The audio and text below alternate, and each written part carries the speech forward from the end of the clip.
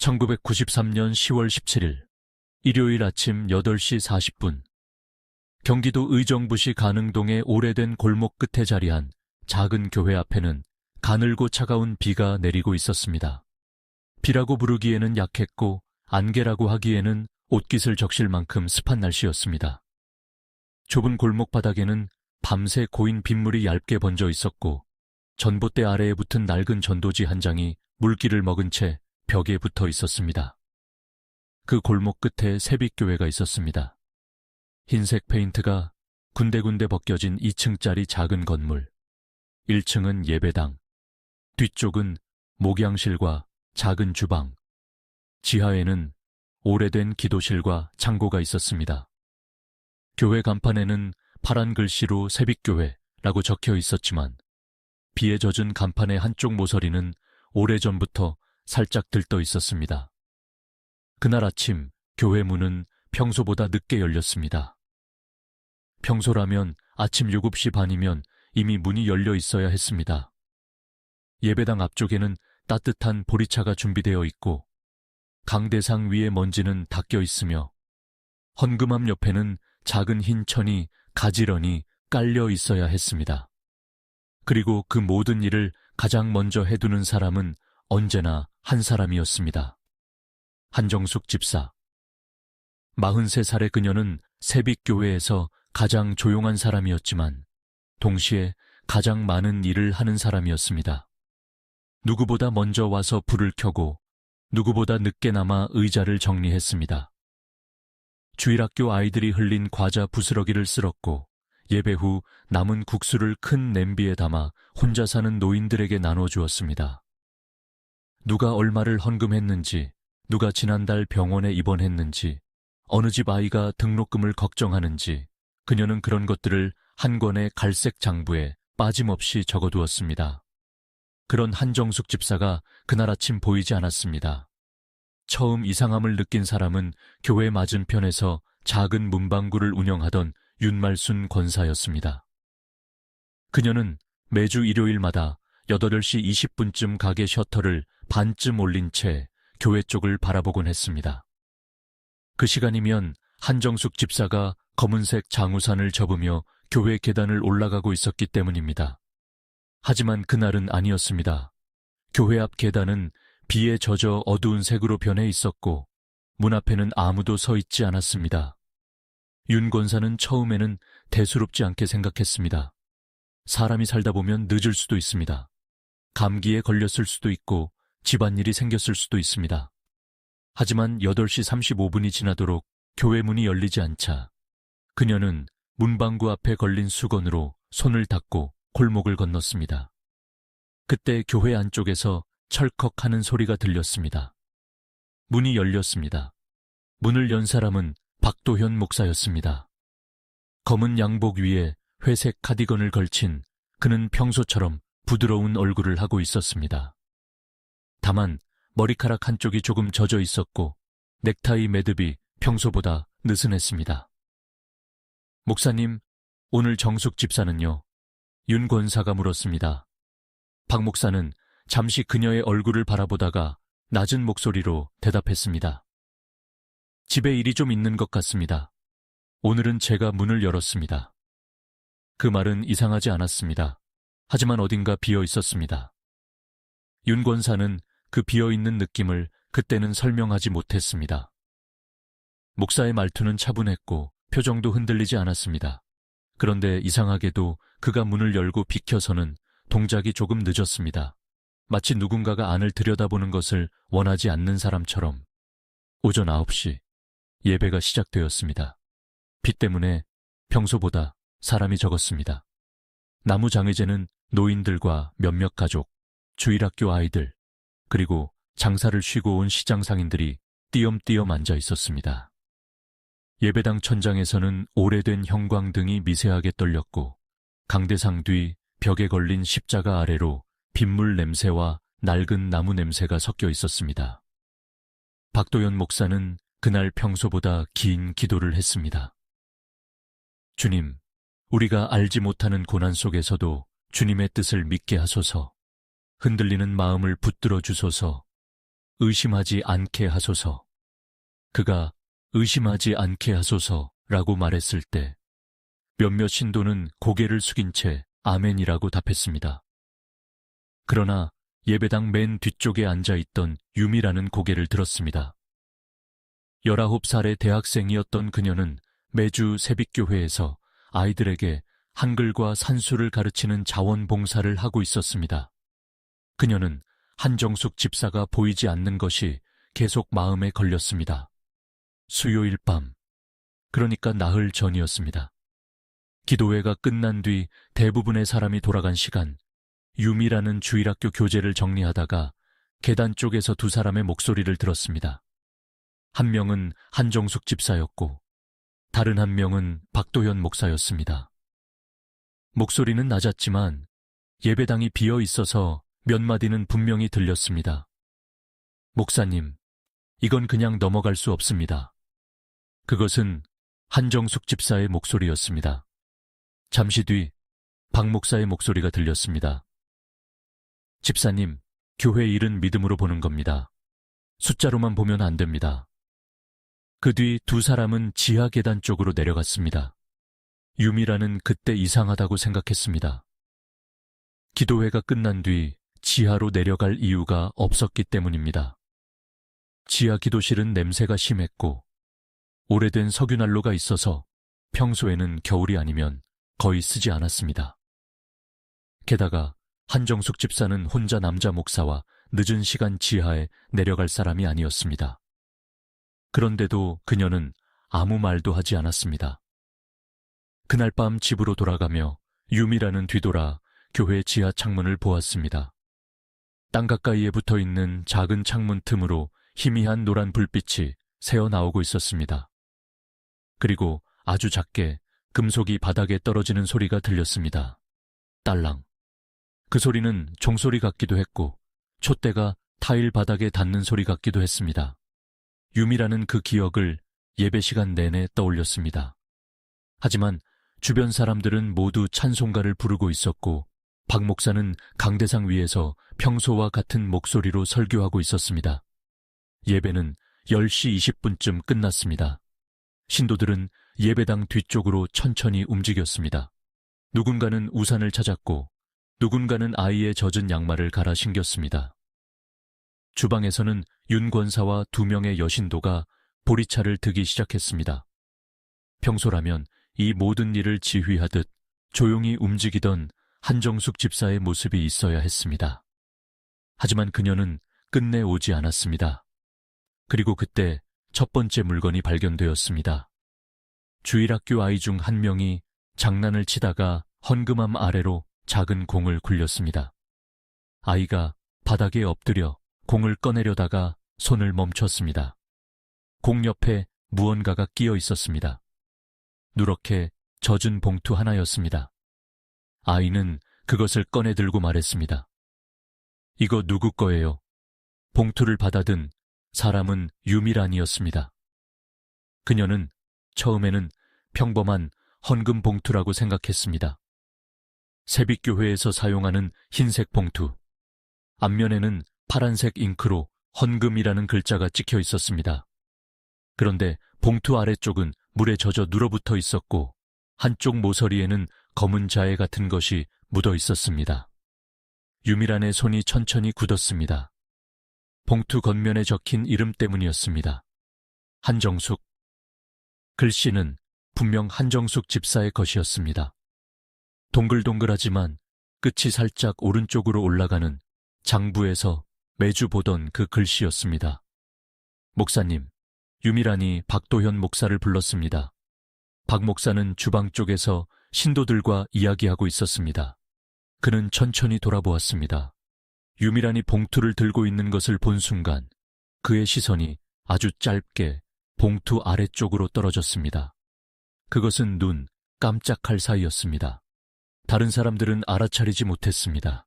하지만 유미란은 보았습니다.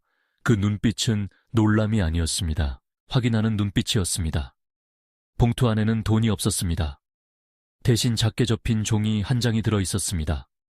종이는 비에 젖어 가장자리가 흐물거렸고 검은 볼펜 글씨가 일부 번져 있었습니다. 윤 권사가 조심스럽게 종이를 펼쳤습니다. 그 안에는 한 줄이 적혀 있었습니다. 제가 돌아오지 않으면 9월 장부를 열어보세요. 예배당 안이 조용해졌습니다. 누군가가 작게 숨을 들이마셨습니다. 주방에서 끓던 보리차 주전자 소리만이 얇게 이어졌습니다. 박도현 목사는 종이를 바라보다가 미간을 찌푸렸습니다. 이상한 장난을 누가... 그가 그렇게 말하려는 순간 예배당 문이 열렸습니다. 비에 젖은 남자가 급히 들어왔습니다. 그는 한정숙 집사의 남편 최경호였습니다. 작은 화물차를 운전하며 생계를 이어가는 사람이었습니다. 평소 교회에는 자주 나오지 않았지만 아내를 데리러 올 때면 예배당 뒤쪽에서 조용히 기다리곤 했습니다. 그의 얼굴은 창백했습니다. 정숙이 여기 안 왔습니까? 그가 물었습니다. 아무도 바로 대답하지 못했습니다. 최경호는 젖은 작업복 소매를 쥔 채 다시 말했습니다. 수요일 밤부터 집에 안 들어왔습니다. 그 말이 예배당 바닥에 떨어지는 순간 사람들의 시선이 동시에 박도현 목사에게 향했습니다. 목사는 아주 짧게 입술을 다물었습니다. 그리고 부드러운 목소리로 말했습니다. 집사님이 집에 안 들어오셨다고요? 목사님이 모르십니까? 최경호가 물었습니다. 그의 목소리에는 아직 분노보다 혼란이 더 컸습니다. 수요일 밤 기도회 간다고 나간 사람이 돌아오지 않았습니다. 저는 척에 간 줄 알았습니다. 그런데 척에도 안 갔답니다. 시장에도 안 나왔고 집에 있는 옷도 그대로입니다. 지갑도 주민등록증도 약도 다 그대로 있습니다. 박 목사는 고개를 천천히 저었습니다. 저도 처음 듣는 이야기입니다. 그때 유미란이 손에 들고 있던 봉투를 더 세게 쥐었습니다. 젖은 종이가 손가락 사이에서 작게 구겨졌습니다. 최경호의 눈이 그 봉투를 보았습니다. 그건 뭡니까? 아무도 대답하지 않았습니다. 결국 윤 권사가 봉투와 종이를 그에게 건넸습니다. 최경호는 아내의 이름이 적힌 봉투를 보자마자 얼굴이 굳었습니다. 그는 종이를 펼쳐 읽었습니다. 한 줄, 짧은 문장. 그러나 그 문장을 읽는 그의 손이 떨리기 시작했습니다. 이 글씨, 제 아내 글씨입니다. 그날 오전 11시 12분, 의정부 경찰서로 첫 신고가 들어갔습니다. 교회에서 사람이 실종됐습니다. 그런데 이상한 편지가 나왔습니다. 처음 신고를 받은 경찰은 단순 가출이나 가정 문제일 가능성을 생각했습니다. 40대 여성이 며칠 집을 비웠다는 사건은 드물지 않았습니다. 그러나 현장에 도착한 형사 서태고는 예배당에 들어선 지 5분 만에 표정을 굳혔습니다. 그는 먼저 봉투를 보았습니다. 젖은 헌금 봉투, 번진 글씨, 검은 재, 그리고 봉투 바깥쪽에 아주 희미하게 묻은 노란빛 얼룩. 서 형사는 봉투 냄새를 맡지 않고 코 가까이에 가져가지도 않았습니다. 그는 오히려 봉투를 빛 아래로 살짝 기울였습니다. 종이 결 사이에 묻은 기름기가 보였습니다. 이 봉투 어디서 발견됐습니까? 그가 물었습니다. 헌금함 아래요. 유미란이 대답했습니다. 서 형사는 헌금함 쪽으로 걸어갔습니다. 헌금함은 나무로 된 작은 상자였습니다. 표면은 오래되어 손때가 묻어 있었고 윗면에는 동전과 지폐를 넣는 좁은 틈이 있었습니다. 그는 몸을 낮춰 바닥을 보았습니다. 헌금함 아래쪽에는 빗물 자국이 없었습니다. 그런데 봉투는 젖어 있었습니다. 밖에서 젖은 것이 아닙니다. 누군가 젖은 상태로 이곳에 밀어넣은 것이었습니다. 지하실을 좀 보겠습니다. 서 형사가 말했습니다. 그 말에 박도현 목사의 눈썹이 아주 조금 움직였습니다. 지하는 창고라서 많이 어지럽습니다. 지금은 괜찮습니다. 서 형사는 말을 자르지 않았지만 목사의 말을 기다려주지도 않았습니다. 지하로 내려가는 계단은 예배당 뒤쪽에 있었습니다. 낡은 나무문을 열자 축축한 냄새가 올라왔습니다. 오래된 지하실 특유의 곰팡이 냄새. 거기에 섞여 있는 또 다른 냄새가 있었습니다. 석유난로 냄새. 그리고 락스 냄새. 서 형사는 계단 중간에서 잠시 멈췄습니다.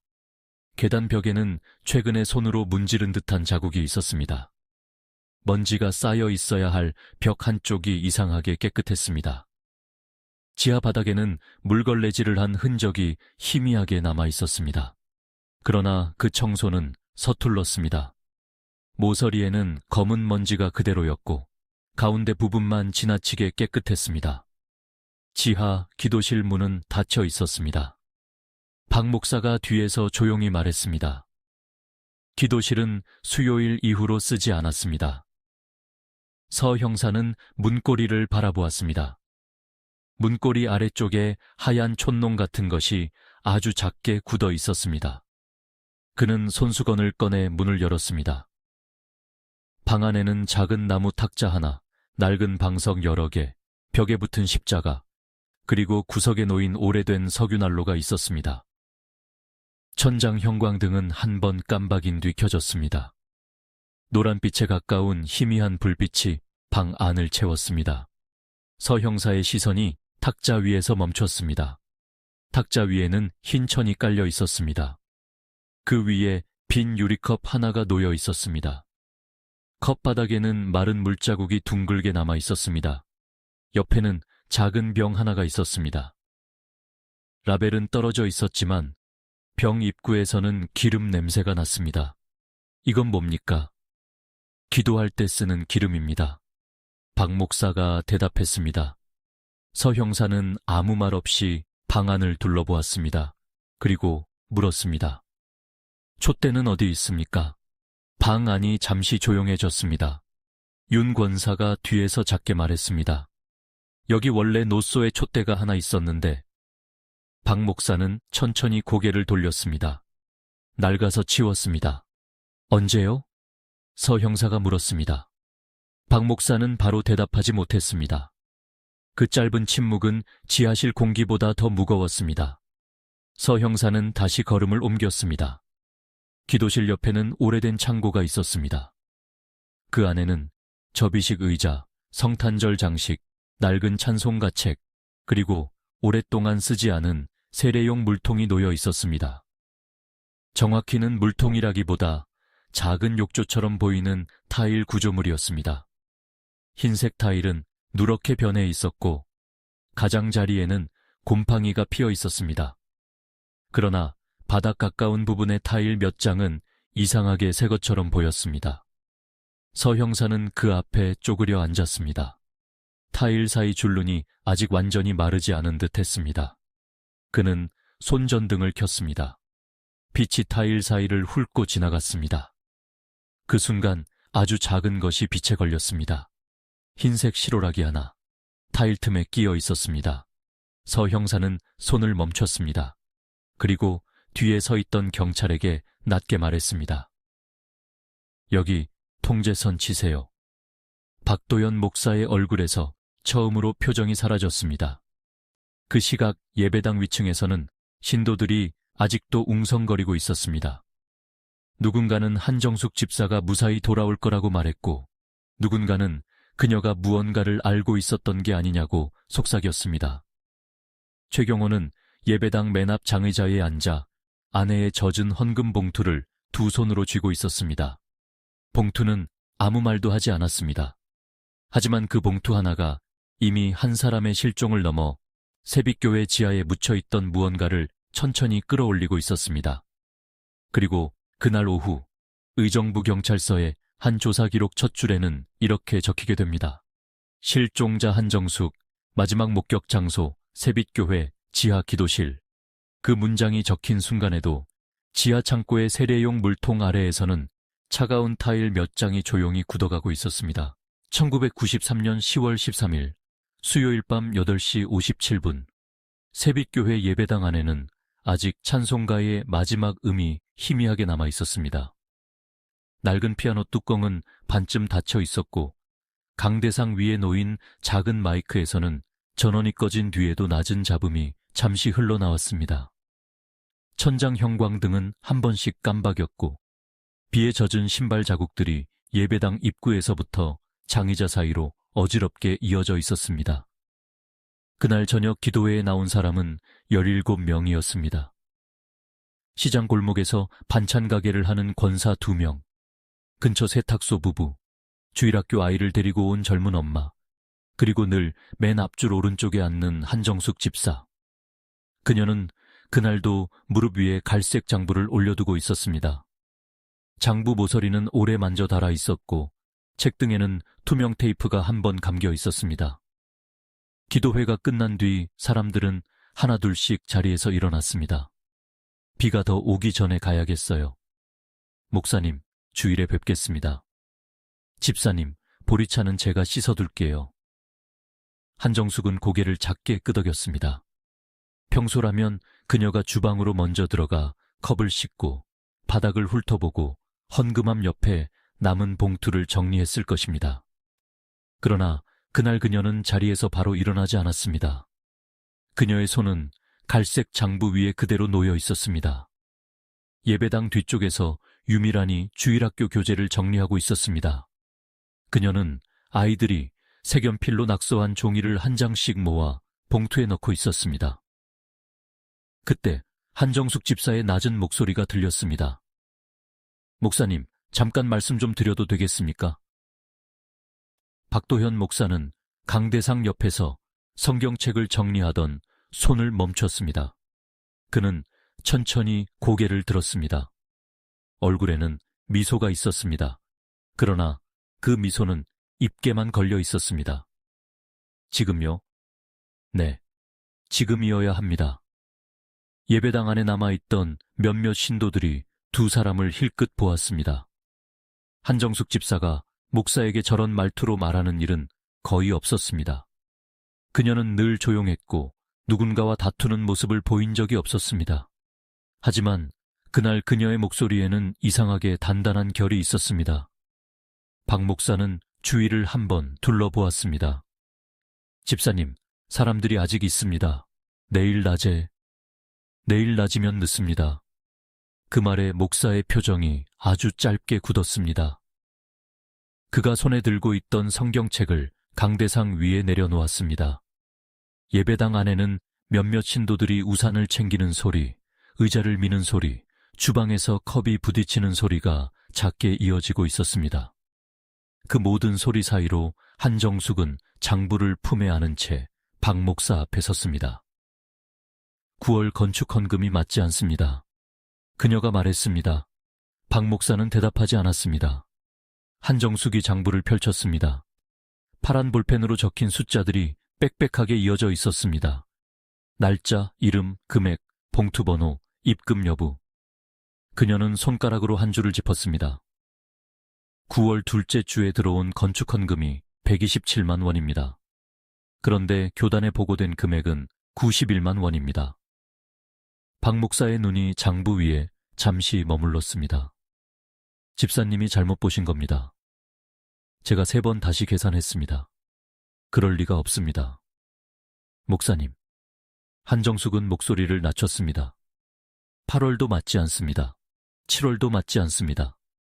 예배당 뒤쪽에서 유미란의 손이 멈췄습니다. 그녀는 일부러 고개를 숙인 채 종이를 정리하는 척했지만 귀는 이미 2사람 쪽으로 향해 있었습니다. 박 목사는 아주 천천히 숨을 들이쉬었습니다. 헌금은 믿음입니다. 숫자로만 보면 안 됩니다. 헌금은 믿음이기 때문에 더 정확해야 합니다. 한정숙의 말은 조용했지만 물러서지 않았습니다. 시장 할머니들이 1,000원, 2,000원 접어 넣은 돈입니다. 아이 등록금 쪽에서 낸 돈입니다. 그 돈이 어디로 갔는지 물을 권리가 있습니다. 박 목사의 입가에서 미소가 사라졌습니다. 집사님, 말씀이 지나치십니다. 제가 내일 오전에 노회 사무실로 가겠습니다. 장부 원본도 가져가겠습니다. 그 순간 박 목사의 눈빛이 달라졌습니다. 그의 얼굴은 여전히 차분했습니다. 목소리도 높아지지 않았습니다. 그러나 강대상 위에 놓인 손가락 끝이 하얗게 굳어 있었습니다. 그렇게 하면 교회가 흔들립니다. 교회가 흔들리는 게 아니라 거짓말이 흔들리는 겁니다. 짧은 침묵이 떨어졌습니다. 밖에서는 빗방울이 처마를 두드리고 있었습니다. 예배당 뒤쪽에 낡은 시계가 9시 12분을 가리키고 있었습니다. 마지막으로 남아있던 권사 2명이 주방 불을 끄고 나갔습니다. 문이 닫히는 소리가 골목 쪽으로 작게 밀려나갔습니다. 이제 예배당 안에는 4사람만 남아 있었습니다. 박도현 목사, 한정숙 집사, 유미란. 그리고 주방 쪽에서 컵을 마저 닦던 어린 전도사 1명. 전도사는 곧 가방을 챙겨 나갔고 유미란도 더 이상 남아있기 어색해졌습니다. 그녀는 교재 봉투를 들고 자리에서 일어났습니다. 저도 이만 가보겠습니다. 그녀가 말했습니다. 한정숙은 유미란을 돌아보았습니다.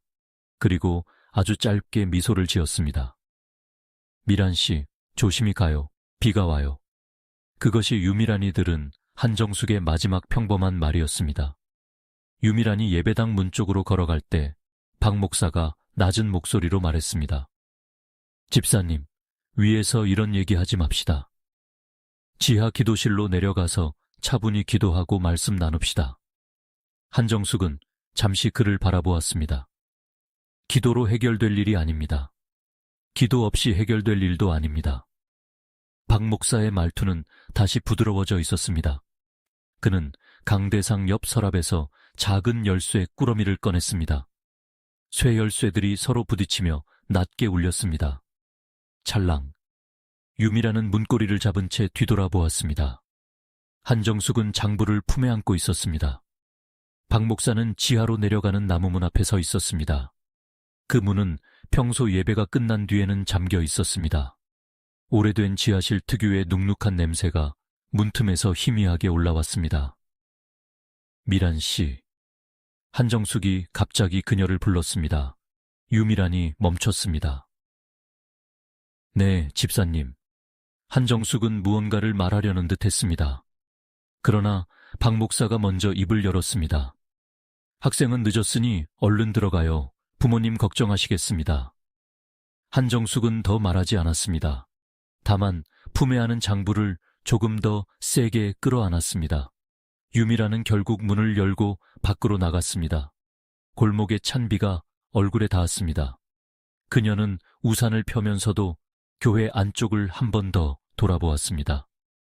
예배당 불은 아직 켜져 있었고 지하로 내려가는 문 안쪽에서 노란빛이 새어나오기 시작했습니다. 그녀가 골목 끝까지 걸어갔을 때였습니다. 교회 아래쪽 작은 창문에서 희미한 소리가 들렸습니다. 처음에는 찬송가 같았습니다. 오래된 카세트 테이프에서 흘러나오는 낮고 늘어진 목소리. 음정이 조금 흔들렸고 테이프가 늘어난 듯 소리가 가끔씩 잠겼습니다. 그리고 그 소리 사이로 아주 짧은 금속음이 섞였습니다. 딸랑. 무언가 단단한 것이 타일 바닥에 떨어지는 소리였습니다. 유미라는 멈춰 섰습니다. 비가 우산 위를 두드리고 있었습니다. 골목은 어두웠고 문방구 셔터는 이미 내려가 있었습니다. 그녀는 몇 초 동안 교회 지하 창문을 바라보았습니다. 창문 안쪽에는 누런 불빛이 흔들리고 있었습니다. 사람 그림자 하나가 벽에 길게 비쳤다가 사라졌습니다. 그녀는 다시 걸었습니다. 그날 밤 그녀는 그 소리를 아무에게도 말하지 않았습니다. 지하 기도실 안에서는 한정숙이 낮은 탁자 앞에 앉아 있었습니다. 박 목사는 그녀 맞은편에 앉아 있었습니다. 탁자 위에는 흰 천이 깔려 있었고 작은 유리컵 2개와 오래된 노소의 촛대 하나가 놓여 있었습니다. 촛대에는 이미 초가 꽂혀 있었지만 불은 붙어 있지 않았습니다. 옆에는 라벨이 떨어진 작은 병 하나가 있었습니다. 왜 이런 걸 준비하셨습니까? 한정숙이 물었습니다. 마음을 가라앉히자는 겁니다. 제 마음은 이미 가라앉아 있습니다. 목사님 마음이 문제입니다. 박 목사의 눈꺼풀이 한 번 천천히 내려갔다 올라왔습니다. 집사님은 제가 도둑질을 했다고 생각하십니까? 한정숙은 대답하지 않았습니다. 대신 장부를 펼쳤습니다. 장부 사이에는 헌금 봉투 몇 장이 끼워져 있었습니다. 그중 하나는 봉투 앞면에 건축 헌금이라고 적혀 있었습니다. 이 봉투들에서 돈이 빠졌습니다. 그런데 기록에는 그대로 올라갔습니다. 목사님 도장이 찍힌 보고서도 봤습니다. 누가 보여줬습니까? 박 목사의 목소리가 낮아졌습니다. 그게 중요합니까? 중요합니다. 중요한 건 돈이 사라졌다는 겁니다. 한정숙은 장부 한쪽을 다시 짚었습니다. 이 돈 중 일부가 목사님 처남 계좌로 들어간 것도 확인했습니다. 그 말이 끝난 뒤 지하 기도실 안에는 찬송가 테이프에 낮은 잡음만 남았습니다. 박 목사는 고개를 숙였습니다. 한동안 아무 말도 하지 않았습니다. 그의 어깨가 조금 내려갔습니다. 처음으로 그는 지친 사람처럼 보였습니다. 집사님, 그가 말했다. 저도 처음부터 이러려던 건 아닙니다. 한정숙의 눈이 흔들리지 않았습니다. 그 말은 경찰서에서 하셔야 합니다. 교회가 무너집니다. 진실을 덮는 교회라면 이미 무너진 겁니다. 박 목사의 손이 탁자 위에 유리컵 쪽으로 움직였습니다. 그는 컵 하나를 한정숙 앞으로 밀었습니다. 물이라도 드세요. 마시지 않겠습니다. 제가 독이라도 탔겠습니까? 그 말에 한정숙은 박 목사를 똑바로 바라보았습니다. 그는 웃고 있었습니다. 그러나 그 웃음은 조금 전 예배당에서 보였던 미소와 달랐습니다. 너무 얇고 너무 조용했습니다. 한정숙은 컵을 손대지 않았습니다. 대신 장부를 덮고 자리에서 일어났습니다. 저는 가겠습니다. 내일 아침 노회에 가겠습니다. 그녀가 몸을 돌리는 순간 박 목사가 함께 일어섰습니다. 집사님, 마지막으로 기도만 하고 갑시다. 목사님. 한정숙은 문 쪽으로 한 걸음 물러났습니다. 저는 오늘 여기서 기도하고 싶지 않습니다. 그 말이 지하실의 습한 공기 속에 떨어졌습니다. 그 다음에 벌어진 일은 오랫동안 아무에게도 알려지지 않았습니다. 다만 훗날 경찰이 현장에서 찾아낸 것들이 그 밤의 순서를 조금씩 맞춰주었습니다. 타일 바닥에 남은 작은 긁힘, 탁자 모서리에 묻은 희미한 얼룩, 촛대 밑부분에서 발견된 머리카락 한 올, 벽 가까이에 떨어져 있던 갈색 장부에 찢어진 조각, 그리고 기도실 문 아래쪽에 묻어있던 손톱 자국 같은 짧은 흠집들. 무슨 일이 있었든 그것은 길지 않았습니다. 그러나 그 짧은 시간 안에 한 사람의 생은 멈췄고 다른 한 사람의 거짓말은 돌이킬 수 없는 곳으로 들어갔습니다. 박도현 목사는 한동안 지하 기도실 한가운데 서 있었습니다. 카세트 테이프에서는 찬송가가 계속 흘러나오고 있었습니다. 테이프가 한 바퀴를 다 돌고 끝부분에서 딸깍하는 소리를 냈습니다. 방 안은 조용해졌습니다. 그제야 그는 천천히 움직였습니다. 먼저 문을 잠갔습니다. 그 다음 바닥에 떨어진 갈색 장부를 집어들었습니다. 장부는 펼쳐진 채였고 9월 페이지 한쪽에 손가락 자국처럼 눌린 흔적이 남아 있었습니다. 박 목사는 그 페이지를 찢었습니다. 한 장, 그리고 또 한 장, 모두 3장이었습니다. 찢어진 종이 소리가 기도실 안에서 지나치게 크게 들렸습니다. 그는 3장을 접어 양복 안주머니에 넣었습니다. 그리고 탁자 위에 남아있던 헌금 봉투 몇 장을 바라보았습니다. 그중 하나에는 한정숙의 이름이 적혀 있었습니다. 그 봉투는 그녀가 미리 준비해둔 것이었습니다. 박 목사는 그것을 집어들었습니다. 봉투 안에는 돈이 없었습니다. 대신 작은 종이 한 장이 들어있었습니다. 박 목사는 종이를 꺼내 읽었습니다. 제가 돌아오지 않으면 9월 장부를 열어보세요. 그의 얼굴이 굳었습니다. 그는 그 종이를 찢으려 했습니다. 그러나 바로 그때 위층에서 무언가가 움직이는 소리가 들렸습니다. 아마도 바람에 흔들린 문소리였을 것입니다. 하지만 그는 그 순간 손을 멈췄습니다. 그리고 봉투를 급히 양복 주머니에 넣었습니다. 몇 분 뒤 그는 지하 창고 문을 열었습니다. 창고 안에는 접이식 의자와 낡은 성탄절 장식, 오래된 찬송가 책, 그리고 몇 년 동안 쓰지 않은 세례용 물통이 있었습니다. 흰 타일로 만든 낮은 구조물. 오래전에는 그곳에서 새 신자들이 물 세례를 받았다고 했습니다. 그러나 배수관이 막힌 뒤로는 거의 방치되어 있었습니다. 박 목사는 그 앞에 서서 한동안 아무 말도 하지 않았습니다. 그 물통 아래쪽에는 오래전에 수리하다가 알게 된 빈 공간이 있었습니다. 배수관을 지나게 하려고 만든 좁은 공간이었고 타일 몇 장을 뜯어내면 안쪽으로 손이 들어갈 정도였습니다. 그는 그것을 알고 있었습니다. 그 사실 하나가 그날 밤 그의 생각을 바꿨습니다. 처음에는 밖으로 나가려 했을지도 모릅니다. 차를 부르거나 산길을 찾거나 강가를 떠올렸을지도 모릅니다. 그러나 비가 내리고 있었습니다. 골목에는 아직 불 켜진 집들이 있었고 예배당 앞을 지나가는 사람도 있을 수 있었습니다. 그래서 그는 교회 안에 숨기기로 했습니다.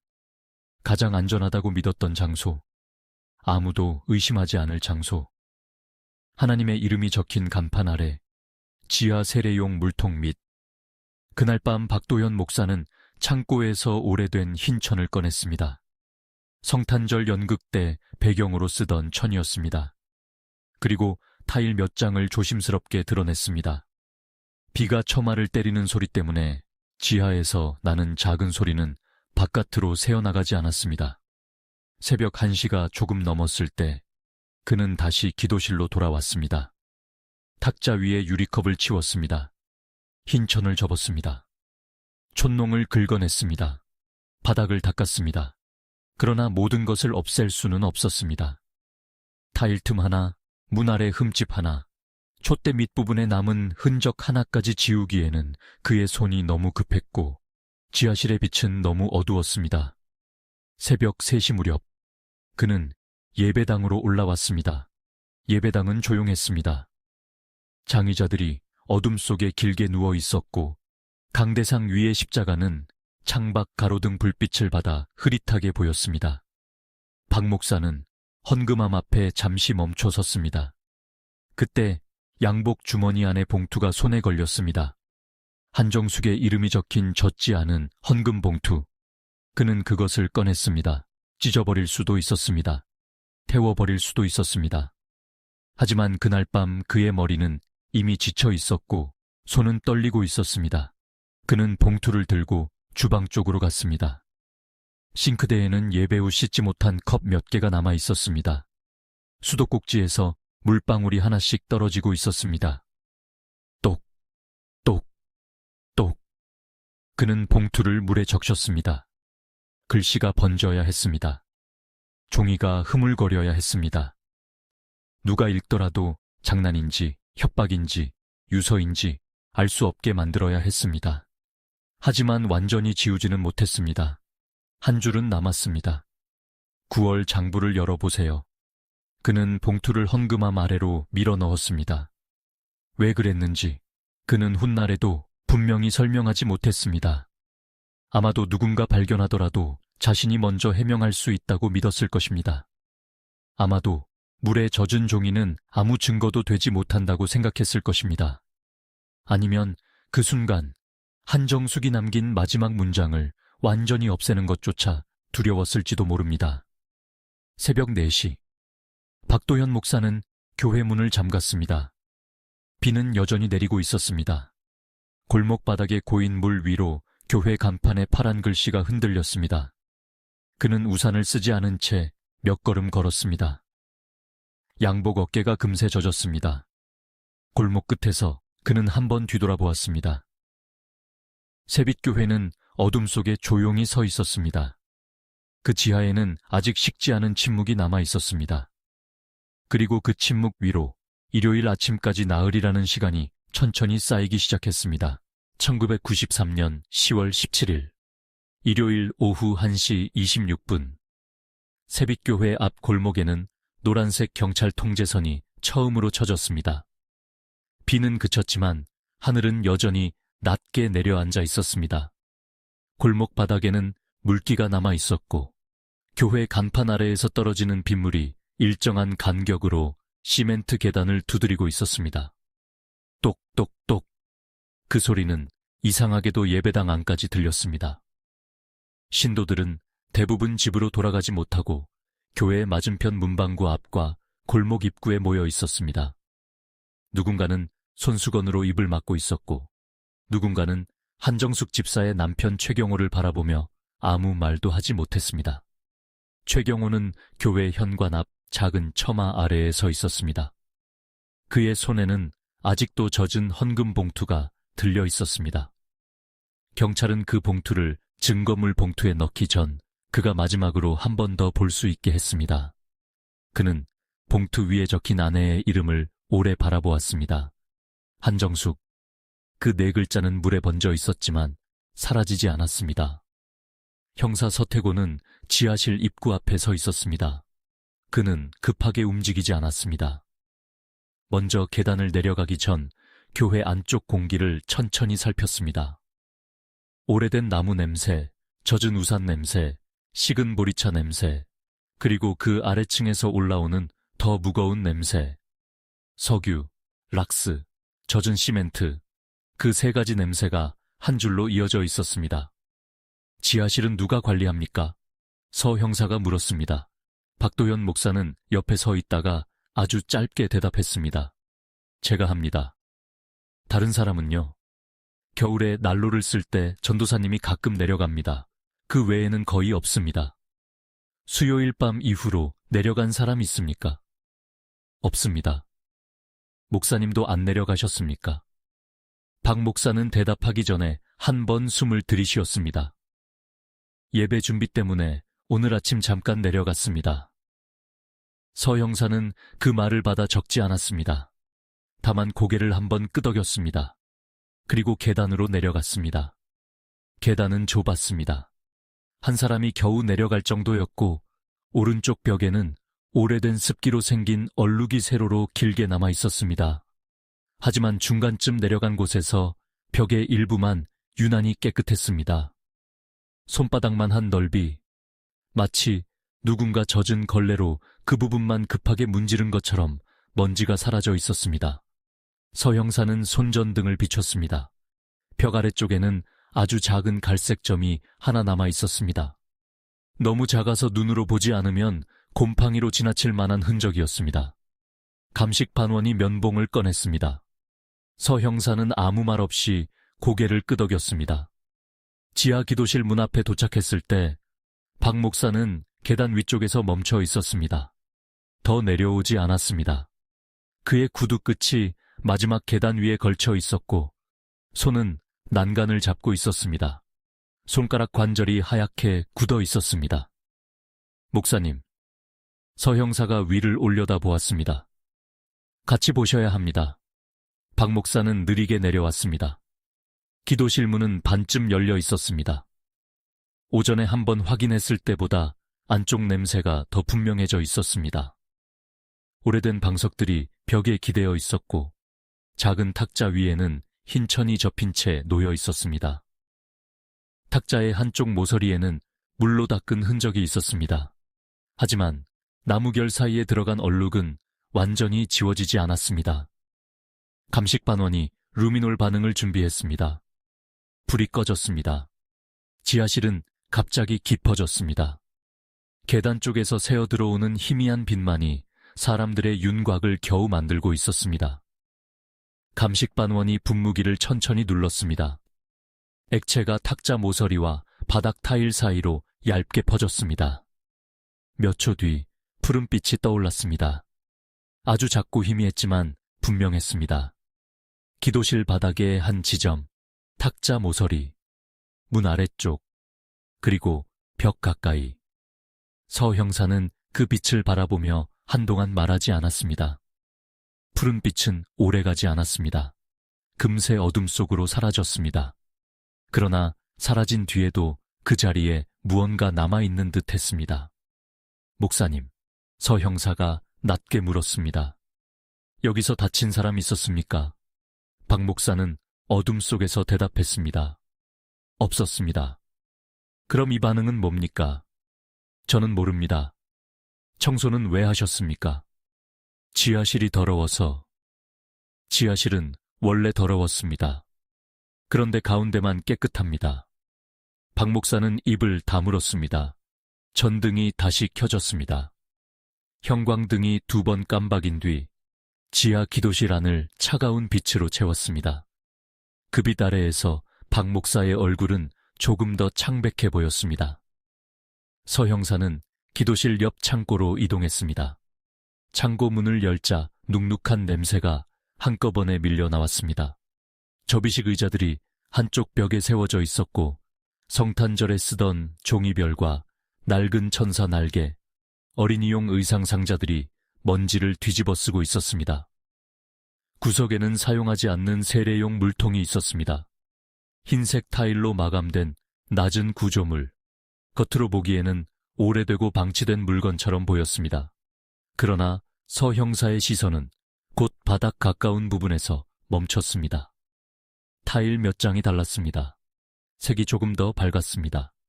줄눈도 다른 부분보다 깨끗했습니다. 무엇보다 이상한 것은 그 타일 주변만 먼지가 적었습니다. 오래 방치된 물건이라면 전체가 같은 속도로 낡아야 했습니다. 하지만 그 부분만 최근에 누군가 손을 댄 듯 했습니다. 이거 언제 고쳤습니까? 서 형사가 물었습니다. 박 목사는 물통 쪽을 보지 않았습니다. 오래전입니다. 얼마나 오래전입니까? 잘 기억나지 않습니다. 목사님은 방금 지하실을 직접 관리한다고 하셨습니다. 박 목사의 입술이 아주 조금 떨렸습니다. 그때 감식 반원 한 명이 몸을 낮췄습니다. 그는 핀셋으로 타일 틈에 끼어 있던 작은 실오라기를 집어 올렸습니다. 흰색 천 조각이었습니다. 처음에는 먼지처럼 보였지만 확대경 아래에서는 짜임이 보였습니다. 천입니다. 감식 반원이 말했습니다. 서 형사는 창고 안쪽 선반을 바라보았습니다. 여기 원래 커튼이나 천 같은 게 있었습니까? 뒤쪽에 서 있던 윤말순 권사가 작게 대답했습니다. 성탄절 연극 때 쓰던 흰 천이 있었어요. 큰 천이요. 아이들이 천국 배경이라고 부르던. 지금은요? 윤 권사는 선반 쪽을 바라보았습니다. 상자 하나가 비어 있었습니다. 상자 겉면에는 검은 매직으로 성탄절 무대천이라고 적혀 있었습니다. 뚜껑은 열려 있었고 안에는 먼지가 쌓인 자국만 남아 있었습니다. 그 자국은 마치 오랫동안 접혀 있던 천이 최근에 꺼내진 것처럼 네모나게 남아 있었습니다. 서 형사는 다시 박 목사를 보았습니다. 천은 어디 있습니까? 박 목사는 이번에도 대답하지 않았습니다. 골목 밖에서는 사람들의 웅성거림이 점점 커지고 있었습니다. 누군가 경찰차가 더 왔다고 말했고 누군가는 기자가 올지도 모른다고 속삭였습니다. 새빛교회는 그 전까지 동네 사람들에게 작고 조용한 교회였습니다. 그런데 그날 오후부터 그 작은 건물은 골목 전체의 시선을 붙들기 시작했습니다. 경찰은 지하 창고를 임시로 봉쇄했습니다. 그러나 그날 바로 타일을 뜯지는 못했습니다. 실종 사건의 초기 단계였고 아직 시신이 발견된 것도 아니었습니다. 법적 절차가 필요했습니다. 서 형사는 현장을 보존하라고 지시한 뒤 신도들을 한 명씩 불러 간단한 진술을 받기 시작했습니다. 가장 먼저 불려온 사람은 유미란이었습니다. 그녀는 예배당 맨 뒤 장의자에 앉아 있었습니다. 손에는 주일학교 교재 봉투를 아직도 들고 있었습니다. 봉투 모서리는 손에 눌려 구겨져 있었습니다. 서 형사는 그녀 앞에 앉았습니다. 수요일 밤에 마지막까지 남아 있었다고 했죠. 네. 무엇을 봤습니까? 유미라는 잠시 침묵했습니다. 그녀는 목사 쪽을 한번 바라보았습니다. 박 목사는 예배당 앞쪽에서 다른 경찰과 이야기하고 있었습니다. 그의 등은 곧고 목소리는 여전히 낮고 차분했습니다. 괜찮습니다. 본 것만 말하면 됩니다. 서 형사가 말했습니다. 유미라는 천천히 입을 열었습니다. 기도회 끝나고 사람들이 나간 뒤에 한 집사님이 목사님께 장부 이야기를 했어요. 무슨 장부요? 헌금 장부요. 9월 건축 헌금이 맞지 않는다고. 서 형사의 펜이 움직였습니다. 그 다음은요? 목사님이 지하 기도실로 내려가서 이야기하자고 했어요. 한 집사님은요? 처음에는 싫어하는 것 같았어요. 그런데 결국 내려가셨어요. 두 사람이 같이 내려갔습니까? 유미라는 고개를 끄덕였습니다. 그게 몇 시쯤입니까? 9시 조금 넘어서요. 정확한 시간은 모르지만 제가 나갈 때 교회 시계가 9시 15분쯤이었어요. 서 형사는 고개를 들었습니다. 그 뒤에 들은 소리가 있습니까? 유미란의 손가락이 봉투 모서리를 더 세게 눌렀습니다. 찬송가 소리가 들렸어요. 지하에서요. 카세트 테이프 같았어요. 찬송가요? 네. 그리고 그녀는 말을 멈췄습니다. 그리고 금속이 떨어지는 소리요. 어떤 소리였습니까? 유미라는 눈을 감았습니다. 그날 밤의 골목, 우산 위의 비, 지하 창문 너머의 노란 빛이 다시 떠올랐습니다. 딸랑 하는 소리요. 촛대 같은 게 바닥에 부딪히는 소리 같았어요. 서 형사의 펜이 잠시 멈췄습니다. 기도실에 촛대가 있었습니까? 네. 노소에 촛대가 하나 있었어요. 오래된 거요. 집사님들이 청소할 때마다 무겁다고 하셨어요. 서 형사는 예배당 앞쪽을 바라보았습니다. 촛대는 없었습니다. 그는 다시 물었습니다. 그 소리를 듣고 다시 들어가 보지는 않았습니까? 유미라는 고개를 숙였습니다. 무서웠어요. 그리고 제가 뭘 잘못 들은 줄 알았어요. 그 말 끝에 그녀의 목소리가 작아졌습니다. 서 형사는 더 묻지 않았습니다. 그는 그녀의 진술서를 천천히 접었습니다. 그 다음은 최경호였습니다.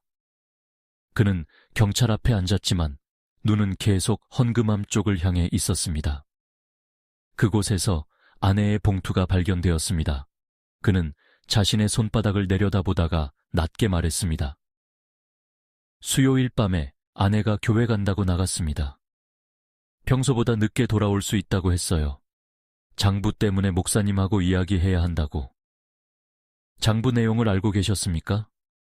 자세히는 몰랐습니다. 그런데 며칠 전부터 잠을 못 잤습니다. 왜요? 돈이 맞지 않는다고 했습니다. 노인들이 낸 돈이 사라졌다고. 처음엔 제가 교회 일에 끼어들지 말라고 했습니다. 괜한 일 만들지 말라고요. 그는 입술을 깨물었습니다. 그런데 아내가 그러더군요. 내가 모른 척하면 다음엔 더 약한 사람이 당한다고. 그 말 뒤에 최경호는 더 이상 말을 잇지 못했습니다. 서 형사는 한참 기다렸습니다. 집에 없어진 물건은요? 장우산 하나가 교회에 있더군요. 지갑도 집에 있습니다. 주민등록증도, 위장약도. 위장약요? 아내가 늘 가지고 다니던 약입니다. 속이 자주 아파서요. 멀리 갈 사람이면 절대 두고 가지 않습니다. 그 진술은 단순했지만 중요했습니다. 가출이 아니었습니다. 한정숙은 사라질 준비를 하지 않았습니다. 그녀는 돌아올 생각으로 나갔습니다. 오후 4시가 넘자 경찰은 교회를 일시 폐쇄했습니다. 신도들은 하나둘 골목을 빠져나갔습니다. 비는 다시 가늘게 내리기 시작했습니다. 윤말순 권사는 문방구 앞에 서서 교회 지하 창문을 바라보았습니다. 그녀는 뒤늦게 한 가지를 떠올렸습니다.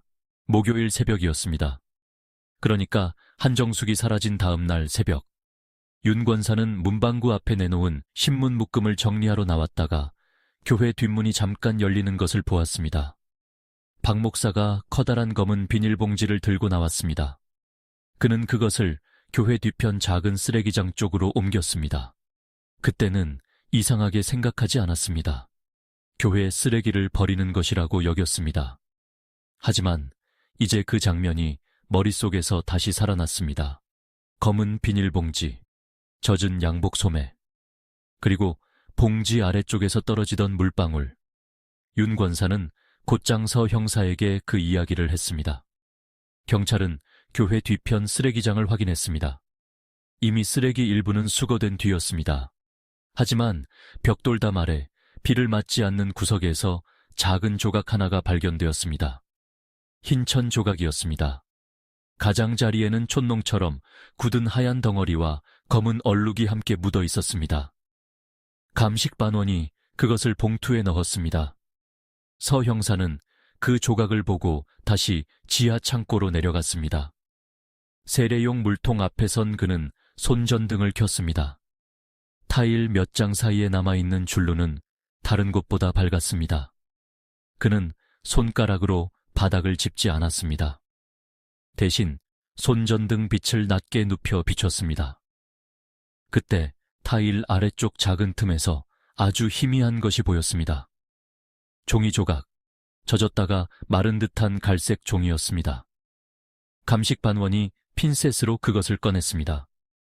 종이에는 파란 볼펜 숫자의 일부가 남아 있었습니다. 207편드, 그리고 그 옆에 한글 2글자가 일부 보였습니다. 건축. 서 형사는 그 종이를 오래 바라보았습니다. 한정숙의 장부에서 찢어진 9월 건축 헌금 페이지의 일부일 가능성이 컸습니다. 이제 수사는 단순 실종이 아니었습니다. 마지막 목격 장소는 지하 기도실. 사라진 물건은 장부 3장, 노쏘의 촛대, 흰 무대천. 의심스러운 장소는 세례용 물통 아래. 그리고 그 모든 것의 중심에는 젖은 헌금 봉투가 있었습니다. 그날 저녁 7시 10분. 서태곤 형사는 의정부 경찰서로 돌아가지 않고 교회 앞 순찰차 안에 앉아 있었습니다. 차창 밖으로 세빛교회가 보였습니다. 불이 꺼진 예배당은 어둡고 작아 보였습니다. 그러나 그 지하에 무엇이 있는지는 아직 아무도 확인하지 못했습니다. 그는 수첩을 펼쳤습니다. 그리고 짧게 적었습니다. 타일 아래 공간 확인 필요. 세례용 물통 주변 보존. 목사 박도현 진술 불일치. 그가 펜을 멈춘 순간 교회 안쪽에서 무엇인가가 희미하게 울리는 듯했습니다. 바람이 낡은 문을 흔든 소리였을지도 모릅니다. 하지만 서 형사에게는 그것이 작은 종소리처럼 들렸습니다. 딸랑. 수요일 밤 유미란이 들었다던 바로 그 소리. 그리고 다음 날 아침 법원에 제출될 압수수색 영장 신청서 첫 줄에는 이렇게 쓰이게 됩니다. 실종자 한정숙의 마지막 행적과 관련하여 세빛교회 지하 세례용 물통 하부 공간에 대한 정밀 수색이 필요함. 1993년 10월 18일 월요일 오전 9시 42분. 의정부 가능동 세빛교회 앞 골목에는 전날보다 더 많은 사람들이 서 있었습니다. 비는 그쳤지만 공기는 여전히 젖어 있었습니다. 문방구 셔터는 반쯤 내려가 있었고 맞은편 세탁소 주인은 다림질을 멈춘 채 유리문 너머로 교회 쪽을 바라보고 있었습니다. 골목 입구에는 경찰차 2대와 감식 차량 1대가 세워져 있었습니다. 노란 통제선은 이제 교회 현관뿐 아니라 골목 절반을 가로질러 묶여 있었습니다. 통제선 안쪽으로 서태곤 형사가 걸어 들어왔습니다. 그의 손에는 법원에서 발부된 압수수색 영장 사본이 들려 있었습니다.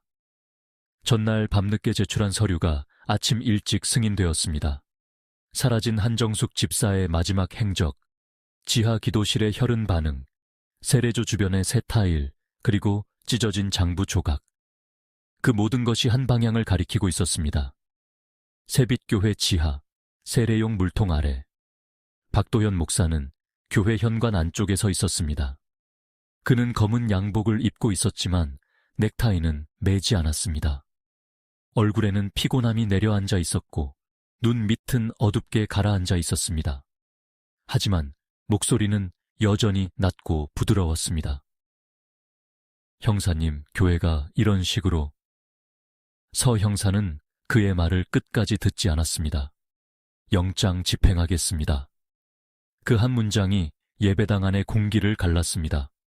감식반원들이 지하로 내려가기 시작했습니다. 계단을 밟을 때마다 낡은 나무판이 낮게 울렸습니다.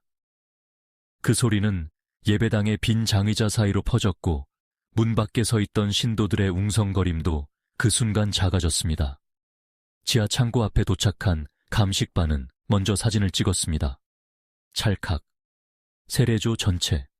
찰칵. 새 타일 부분. 찰칵. 타일 틈에 흰 시로라기, 찰칵, 바닥 가까이 남아있던 갈색 종이 조각, 사진 한 장이 찍힐 때마다 지하실의 시간이 조금씩 고정되는 것 같았습니다. 며칠 전까지만 해도 아무도 눈여겨보지 않았던 물건들이 이제는 사건의 중심이 되어 있었습니다. 서 형사는 세례조 앞에 쪼그려 앉았습니다. 흰 타일 표면은 차가웠습니다. 겉으로 보기에는 그저 오래된 세례용 물통이었습니다. 하지만 아래쪽 타일 4장은 색이 달랐습니다. 줄눈도 달랐고 모서리의 마감도 서툴렀습니다. 전문가가 아닌 사람이 급하게 붙인 흔적이었습니다. 뜯겠습니다. 감식반장이 말했습니다. 첫 번째 타일이 들어올려졌습니다. 타일 뒤쪽의 시멘트는 아직 완전히 마른 상태가 아니었습니다. 속은 축축했고 손전등 빛을 받자 표면에 물기가 희미하게 반사되었습니다. 두 번째 타일이 떨어졌습니다. 세 번째, 네 번째 타일이 차례로 분리되었습니다. 그리고 그 아래에서 어두운 빈 공간이 드러났습니다. 처음에는 아무것도 보이지 않았습니다. 좁고 깊지 않은 공간, 오래된 배수관이 지나가는 자리, 그 안쪽으로 손전등 빛이 들어가자 먼지와 습기가 동시에 떠올랐습니다. 감식반원이 마스크를 고쳐 썼습니다. 냄새가 납니다. 그 말이 떨어지자 지하실 안의 사람들은 동시에 숨을 멈췄습니다. 서 형사는 손전등을 더 깊이 비췄습니다. 그 빛 끝에 흰 천이 보였습니다. 천은 처음에는 단순한 천더미처럼 보였습니다. 그러나 곧 그 형태가 이상하다는 것을 모두가 알게 되었습니다. 낡은 성탄절 무대천으로 보이는 흰 천이 여러 겹으로 말려 있었고 그 위에 끈처럼 꼬인 천 조각이 묶여 있었습니다. 천의 일부는 축축하게 젖어 있었고 군데군데 어두운 얼룩이 번져 있었습니다. 감식반은 서두르지 않았습니다. 한 겹씩 아주 천천히 꺼냈습니다. 지하실 안에는 아무도 말하지 않았습니다. 위층 예배당에서도 소리가 사라졌습니다. 마치 건물 전체가 한순간 숨을 멈춘 듯 했습니다. 마지막 천이 걷혔을 때 한정숙 집사의 실종은 더 이상 실종이 아니게 되었습니다. 그곳에는 한 사람의 시신이 있었습니다. 오랜 시간이 흐른 것은 아니었지만 지하의 습기와 밀폐된 공간 때문에 상태는 좋지 않았습니다. 감식반은 즉시 주변을 가리고 신원을 확인할 수 있는 물품부터 조심스럽게 분리했습니다. 회색 니트 조각, 작은 단추 2개, 손목 근처에서 발견된 낡은 고무줄, 그리고 천 사이에 끼어있던 손수건 한 장. 손수건 한쪽에는 푸른 실로 작은 글자가 수놓아져 있었습니다. HJS 한정숙. 서 형사는 그 손수건을 들고 한동안 움직이지 않았습니다. 그는 지하에서 올라와 예배당 앞 장의자에 앉아있던 최경호에게 그것을 보여주었습니다. 최경호는 처음에는 알아보지 못한 듯 했습니다. 그러나 수놓인 글자를 보는 순간 그의 얼굴이 무너졌습니다. 제가 사준 겁니다. 그가 낮게 말했습니다. 동대문에서 재작년에 사줬습니다. 정수기가 이런 걸 좋아하지도 않는데 그냥 제가 골랐다고 웃으면서 들고 다녔습니다. 그의 목소리는 그 뒤로 이어지지 않았습니다. 예배당 안의 공기가 무거워졌습니다. 신도들 중 몇몇은 울기 시작했고 몇몇은 아직도 믿지 못하겠다는 표정으로 강대상 아래만 바라보고 있었습니다. 누군가는 말도 안 된다고 중얼거렸고 누군가는 하나님 맙소사라고 반복했습니다. 박도현 목사는 그 자리에서 아무 말도 하지 않았습니다. 그는 예배당 앞쪽에 서 있었습니다. 얼굴은 창백했지만 눈은 이상하게도 마른 듯했습니다. 누군가 울 때도, 최경호가 장의자 끝을 붙잡고 주저앉을 때도 그는 고개를 숙인 채 손만 모으고 있었습니다. 서 형사는 그의 앞으로 걸어갔습니다. 박도현 씨. 그 이름으로 부른 것은 처음이었습니다. 그동안 서 형사는 그를 목사님이라고 불렀습니다. 그러나 시신이 발견된 뒤 호칭은 바뀌었습니다. 박 목사가 천천히 고개를 들었습니다. 저는 모릅니다. 그가 먼저 말했습니다. 아직 아무 질문도 하지 않았는데 나온 말이었습니다. 서 형사는 그 말을 그대로 받아 적지 않았습니다. 대신 말했다. 지금부터 경찰서로 같이 가셔야겠습니다. 박 목사는 고개를 저었습니다. 누군가 교회를 해치려고 한 겁니다. 저희 교회를 싫어하는 사람이 있습니다. 그 이야기는 조사실에서 하시면 됩니다. 그날 오후 2시 20분, 박도현은 의정부 경찰서 조사실에 앉아 있었습니다. 조사실은 작았습니다. 벽에는 낡은 선풍기가 멈춰 있었고 형광등은 푸른빛을 띠고 있었습니다. 책상 위에는 종이컵 하나와 녹음기가 놓여 있었습니다. 녹음기에 빨간 불빛이 조용히 켜져 있었습니다. 서태곤 형사는 맞은편에 앉아 사진들을 한 장씩 꺼냈습니다. 첫 번째 사진, 지하 기도실 바닥에 푸른 반응. 두 번째 사진, 기도실 탁자 모서리에 얼룩. 세 번째 사진, 사라진 노소에 촛대가 있던 자리. 네 번째 사진, 세례조 아래에서 발견된 흰 천.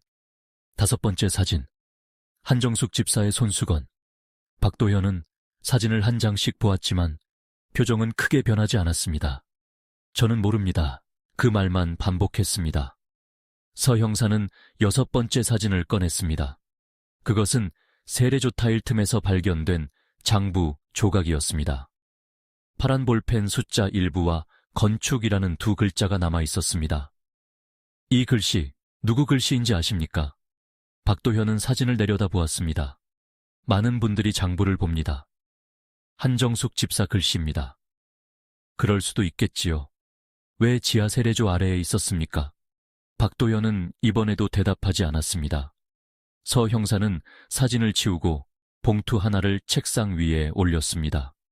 전날 헌금함 아래에서 발견된 젖은 봉투였습니다. 증거물 비닐 안에 들어있는 봉투는 이미 말라 있었지만 물에 번진 글씨는 그대로였습니다. 한정숙. 그리고 안쪽 종이에 남아있던 문장. 9월 장부를 열어보세요. 이 봉투를 보셨습니까? 처음 봤습니다. 일요일 아침에 미란 양이 들고 있었을 때 보셨습니다. 그때 처음 봤다는 뜻입니다. 수요일 밤에는요? 박도현의 눈꺼풀이 아주 짧게 떨렸습니다. 수요일 밤에도 못 봤습니다. 서 형사는 천천히 몸을 뒤로 기대었습니다. 박도현 씨, 사람은 거짓말을 할 때 말을 많이 하기도 하지만 어떤 사람은 말을 너무 적게 합니다. 조사실 안에 침묵이 내려앉았습니다. 녹음기의 빨간 불빛만 조용히 빛났습니다. 그 시각 세빛교회에서는 두 번째 수색이 진행되고 있었습니다. 경찰은 목양실과 강대상 주변, 주방, 지하 창고, 그리고 박도현의 개인 서랍을 차례로 열었습니다. 처음에는 특별한 것이 나오지 않았습니다. 낡은 설교 노트, 교단 공문, 성탄절 행사 계획서, 봉투 묶음, 은행 통장 사본. 그러다 한 감식 반원이 강대상 위에 큰 성경책을 들어 올렸습니다. 검은 가죽 표지의 두꺼운 성경책이었습니다. 박 목사가 주일마다 설교할 때 사용하던 책이었습니다. 표지는 오래되어 반질반질했고 책 모서리는 손때가 묻어 있었습니다. 감식 반원은 책을 넘기다가 이상한 점을 발견했습니다. 책등 안쪽이 조금 벌어져 있었습니다. 종이가 찢긴 것이 아니었습니다. 누군가 아주 날카로운 칼로 가죽 표지와 책등 사이를 가른 흔적이었습니다. 그 안쪽에 무언가가 끼워져 있었습니다. 흰 봉투 하나. 겉면에는 파란 글씨로 이렇게 적혀 있었습니다. 건축 헌금. 봉투는 오래된 것이었고 모서리가 달아 있었습니다. 그러나 안쪽에 든 종이는 비교적 깨끗했습니다.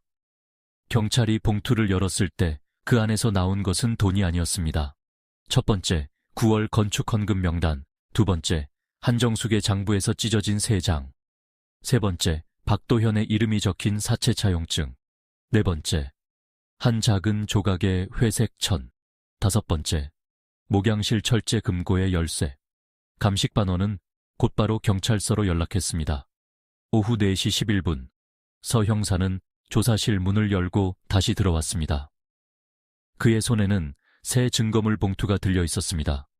박도연은 의자에 앉은 채 눈을 감고 있었습니다. 문소리가 나자 천천히 눈을 떴습니다. 서 형사는 아무 말 없이 봉투를 책상 위에 올렸습니다. 이건 어디서 나왔을까요? 박도현은 봉투를 바라보았습니다. 그의 얼굴에서 처음으로 분명한 변화가 나타났습니다. 눈동자가 흔들렸고 손가락이 책상 아래에서 움찔했습니다. 서 형사가 말했습니다. 강대상 위 성경책 안쪽입니다. 박도현의 입술이 벌어졌지만 말은 나오지 않았습니다. 헌금 명단, 찢어진 장부, 차용증, 금고 열쇠, 그리고 피해자의 옷과 같은 재질로 보이는 천조각. 서 형사는 봉투를 손끝으로 가볍게 밀었습니다. 사고였다고 말하시려면 왜 이것들을 성경책 안에 숨겼는지부터 설명하셔야 합니다. 조사실 안은 다시 조용해졌습니다. 박도연은 한참 동안 봉투만 내려다 보았습니다. 그의 어깨가 조금씩 내려갔습니다. 설교할 때의 고든 자세가 무너지고 있었습니다. 입술이 마른 듯 혀가 한번 움직였습니다. 저는 그가 처음으로 다른 말을 꺼냈습니다. 저는 교회를 지키려고 했습니다. 서 형사는 펜을 들었습니다. 누구로부터요? 박도연은 고개를 숙였습니다. 그 여자가 모든 걸 망치려고 했습니다. 그 말이 끝나자 서 형사의 눈빛이 차갑게 변했습니다. 한정숙 집사는 망치려고 한 게 아닙니다. 훔친 돈을 돌려놓으라고 한 겁니다. 박도연은 갑자기 고개를 들었습니다. 그 돈은 제 돈이 아니었습니다. 교회 돈이었습니다. 저는 다시 채워 넣으려고 했습니다. 시간이 필요했습니다. 그런데 그 여자가... 그는 말을 멈췄습니다. 서 형사는 기다렸습니다. 벽시계 초침이 한 칸씩 움직였습니다. 마침내 박도연의 목소리가 낮게 흘러나왔습니다. 다투었습니다. 지하에서. 그 사람이 먼저 저를 몰아세웠습니다. 저는 순간적으로 노쏘의 촛대는 어디 있습니까? 서 형사가 물었습니다. 박도현은 입을 닫았습니다. 촛대는 어디 있습니까? 두 번째 질문이 더 낮게 떨어졌습니다. 박도현은 손으로 얼굴을 덮었습니다. 그의 어깨가 한번 크게 흔들렸습니다. 그러나 울음소리는 나오지 않았습니다. 교회 뒤편 쓰레기장에 버렸습니다. 다음 날 새벽에. 그 진술과 함께 사건은 다른 단계로 넘어갔습니다. 그는 여전히 살해 의도를 부인했습니다. 우발적이었다고 말했습니다. 겁이 났다고 말했습니다. 교회가 무너질까 두려웠다고 말했습니다. 하지만 그가 한 말보다 그가 한 행동이 더 분명했습니다. 시신을 숨겼습니다. 바닥을 닦았습니다. 장부를 찢었습니다. 봉투를 적셨습니다. 성경책 안에 증거를 숨겼습니다. 그리고 일요일 아침 그는 평소처럼 강대상에 올라 의심하지 않게 하소서라고 기도했습니다. 그날 저녁 세빛교회 목양실의 철제 금고가 열렸습니다. 성경책 안에서 발견된 작은 열쇠가 금고 구멍에 들어갔고 잠금 장치가 낮게 풀렸습니다. 철컥. 금고 안에는 현금 몇 묶음과 통장, 차용증, 오래된 헌금 봉투들이 들어 있었습니다. 감식반원이 하나씩 꺼냈습니다. 봉투는 모두 7개였습니다. 각 봉투 앞면에는 이름이 적혀 있었습니다. 그 이름들은 대부분 세빛교회를 떠난 사람들이었습니다. 어떤 사람은 이사 갔다고 알려졌고, 어떤 사람은 병원에 입원했다고 했고, 어떤 사람은 목사와 다툰 뒤 다시는 교회에 나오지 않았다고 했습니다. 서 형사는 봉투들을 천천히 바라보았습니다.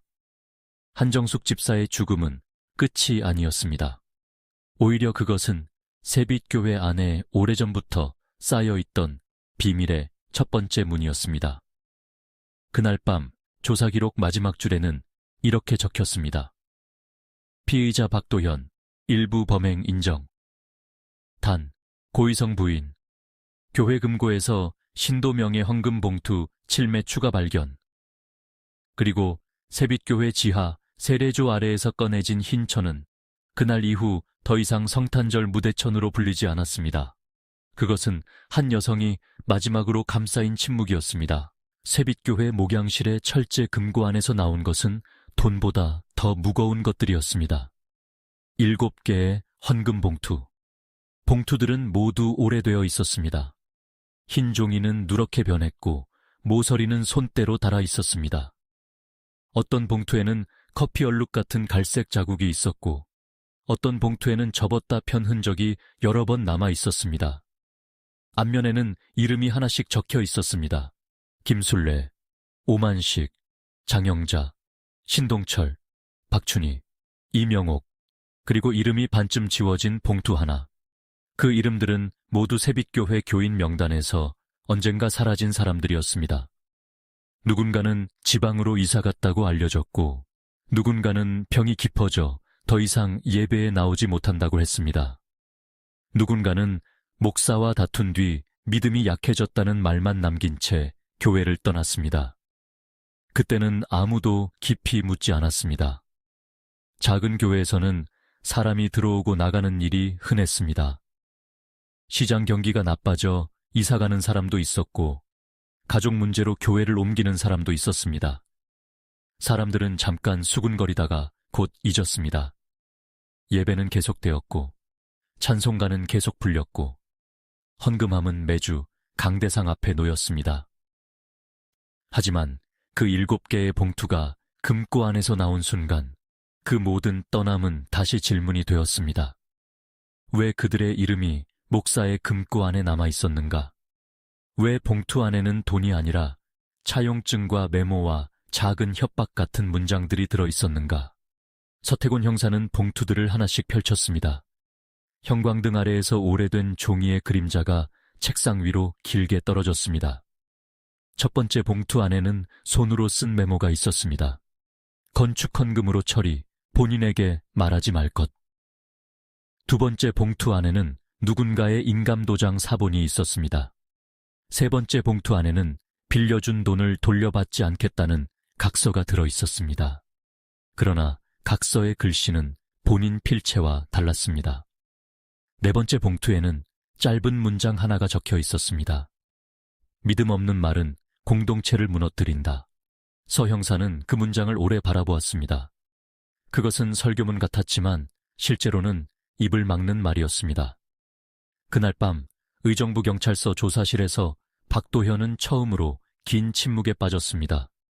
그는 여전히 살해 의도를 인정하지 않았습니다. 한정숙 집사와 다투다 우발적으로 벌어진 일이라고 했습니다.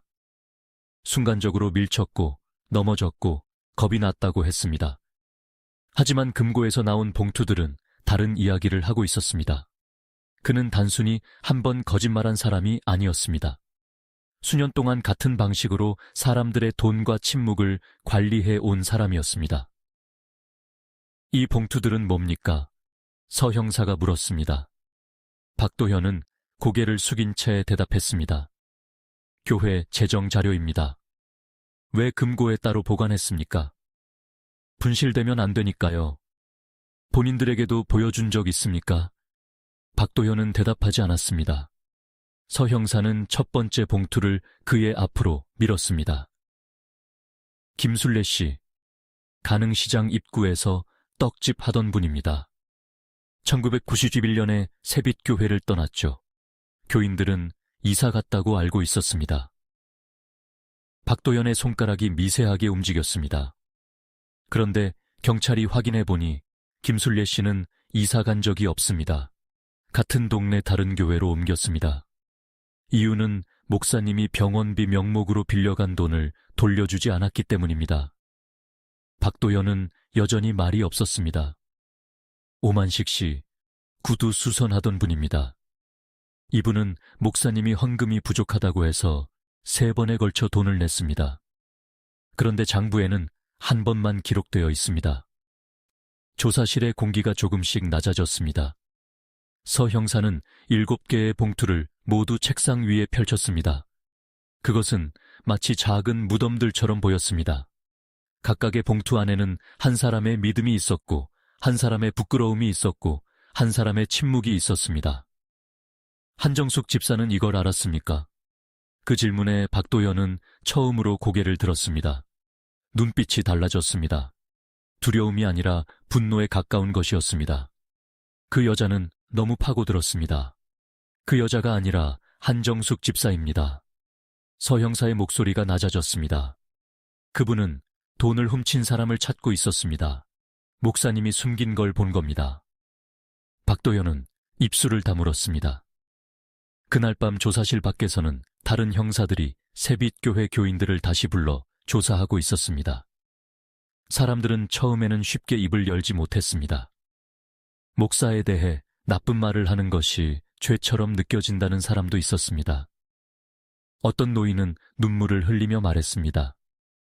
목사님이 그럴 분은 아닙니다. 우리 손주가 아팠을 때 기도해 주신 분입니다. 그러나 다른 쪽에서는 오래 묻어둔 말들이 하나씩 나오기 시작했습니다. 헌금이 부족하다고 자주 말했습니다. 건축 헌금을 냈는데 영수증을 받은 적이 없습니다. 목사님이 돈 이야기를 하면 거절하기 어려웠습니다. 믿음이 약한 사람으로 보일까봐 말을 못했습니다. 한 사람의 말은 작은 조각이었습니다. 하지만 그 조각들이 모이자 하나의 그림이 만들어졌습니다. 박도연 목사는 새빛교회 안에서 단순한 목사가 아니었습니다. 그는 신앙이라는 이름으로 사람들의 죄책감을 쥐고 있었습니다. 누군가 돈을 묻으면 믿음이 부족한 사람으로 만들었습니다. 누군가 장부를 보자고 하면 공동체를 흔드는 사람으로 몰았습니다. 가난한 노인이 1,000원짜리 지폐를 접어 봉투에 넣을 때 그는 그 손의 떨림을 보지 않았습니다. 그 봉투가 금고 안으로 들어간 뒤 일부는 장부에서 사라졌습니다. 그리고 그 모든 것을 가장 먼저 끝까지 따라간 사람이 한정숙이었습니다. 한정숙은 처음부터 의심이 많은 사람이 아니었습니다. 오히려 누구보다 교회를 믿었습니다. 그녀는 시장에서 싸게 산 콩나물 한 봉지를 주방 냉장고에 넣어두고 주일학교 아이들을 위해 헌 옷을 빨아 접었습니다. 혼자 사는 할머니가 예배에 나오지 않으면 집까지 찾아갔고 새로 온 청년이 밥을 먹지 않고 돌아가면 몰래 김밥 한 줄을 손에 쥐어주었습니다. 그녀의 하루는 작은 일들로 채워져 있었습니다. 새벽 5시 30분에 일어나 밥을 지었습니다. 남편 최경호가 화물차를 몰고 나가면 그녀는 설거지를 마치고 작은 수첩을 꺼냈습니다. 수첩에는 쌀값, 연탄값, 버스비, 시장에서 산 고등어 가격까지 적혀 있었습니다. 그녀에게 숫자는 차가운 것이 아니었습니다. 숫자는 누군가의 땀을 기억하는 방법이었습니다. 그래서 헌금 장부도 그렇게 썼습니다. 누가 얼마를 냈는지보다 그 돈이 어디로 갔는지가 중요했습니다. 그녀는 노인들이 접어넣은 지폐가 사라지는 것을 참을 수 없었습니다. 처음에는 계산 실수라고 생각했습니다. 두 번째에는 착오라고 생각했습니다. 세 번째에는 실수가 아니라는 것을 알았습니다. 그녀는 혼자 확인하기 시작했습니다. 교회 뒤쪽 주방 식탁에서 남들이 돌아간 뒤에 헌금 봉투 번호와 장부를 맞췄습니다. 노회로 보낸 보고서 사본을 구했고 은행 입금 날짜를 확인했습니다. 그리고 어느 순간 돈이 빠지는 길이 항상 같은 곳으로 향한다는 것을 알게 되었습니다. 박도연 목사의 처남계좌. 그 사실을 확인한 날 밤 한정숙은 집으로 돌아와 남편 앞에 오래 앉아 있었습니다. 최경호는 밥을 먹다 말고 아내를 바라보았습니다. 무슨 일 있어? 한정숙은 한동안 대답하지 않았습니다. 식탁 위에는 식은 된장국과 반찬 2가지가 놓여 있었습니다. 벽식의 초침 소리만 작게 이어졌습니다. 여보. 그녀가 조용히 말했습니다. 교회 돈이 사라졌어. 최경호는 숟가락을 내려놓았습니다. 그런 일에 너무 깊이 들어가지 마. 당신 혼자 감당할 일이 아니야. 내가 안 보면 누가 봐. 목사님하고 싸워서 좋을 게 뭐가 있어. 한정숙은 고개를 저었습니다. 싸우자는 게 아니야. 돌려놓으라는 거야. 그녀는 그날 밤 늦게까지 잠들지 못했습니다. 작은 방에 앉아 갈색 장부를 다시 펼쳤습니다. 파란 볼펜 숫자들이 줄을 이루고 있었습니다. 그녀는 9월 페이지에 손가락을 올려두었습니다. 그리고 작은 헌금 봉투 하나를 꺼냈습니다. 봉투 앞면에는 자신의 이름을 썼습니다. 한정숙. 그 안에 돈은 넣지 않았습니다. 대신 작은 종이에 한 줄을 적었습니다. 제가 돌아오지 않으면 9월 장부를 열어보세요. 그 문장을 쓰는 동안 그녀의 손은 떨리지 않았습니다. 하지만 다음 줄은 쓰지 못했습니다. 누구를 의심하는지, 무엇을 보았는지, 어디로 갈 것인지. 그녀는 그 모든 것을 쓰지 않았습니다. 아마도 마지막까지 믿고 싶었을 것입니다. 목사가 설명할 수 있을지도 모른다고, 돈을 돌려놓겠다고 할지도 모른다고, 적어도 사과 한마디는 할지도 모른다고. 그러나 수요일 밤 지하 기도실에서 돌아온 것은 사과가 아니었습니다. 그로부터 며칠 뒤 한정숙의 시신이 세례조 아래에서 발견되자 세빛교회는 둘로 갈라졌습니다. 한쪽은 울었습니다. 한쪽은 부정했습니다. 누군가는 경찰을 원망했고 누군가는 한정숙이 너무 나섰다고 말했습니다. 그런 말은 최경호의 귀에도 들어갔습니다. 조용히 있었으면. 그 말을 들은 순간 그는 처음으로 사람들 앞에서 소리쳤습니다. 조용히 있었으면요. 그의 목소리가 교회 앞 골목에 울렸습니다. 내 아내가 조용히 있었으면 저 봉투들 속에 있는 사람들은 계속 당했을 겁니다. 아무도 대답하지 못했습니다. 유미라는 그 장면을 문방구 앞에서 보고 있었습니다. 그녀는 그날 이후 거의 말을 하지 않았습니다. 수요일 밤 자신이 들었던 금소금, 지하 창문에 비친 그림자, 한정숙 집사가 자신을 부르려다 멈춘 순간 그 모든 것이 그녀 안에서 계속 되돌아왔습니다. 며칠 뒤 유미라는 주일학교 교재를 정리하다가 낡은 찬송가 책 한 권을 발견했습니다. 책은 아이들이 쓰던 작은 책장 뒤에 끼어 있었습니다. 표지는 찢어져 있었고 안쪽에는 색연필 낙서가 남아 있었습니다. 그녀가 책을 펼쳤을 때 사이에서 종이 한 장이 떨어졌습니다. 얇은 복사 용지였습니다. 그 위에는 한정숙의 글씨가 있었습니다. 9월 건축헌금 명단 사본. 맨 아래에는 작은 글씨로 이렇게 적혀 있었습니다. 목사님이 제가 돈을 탐냈다고 말하면 이 종이를 경찰에 주세요. 유미라는 그 종이를 들고 한동안 움직이지 못했습니다. 한정숙은 알고 있었습니다. 자신이 위험해질 수 있다는 것을, 자신이 의심받을 수도 있다는 것을, 자신이 사라진 뒤 누군가 그녀를 욕할 수도 있다는 것을.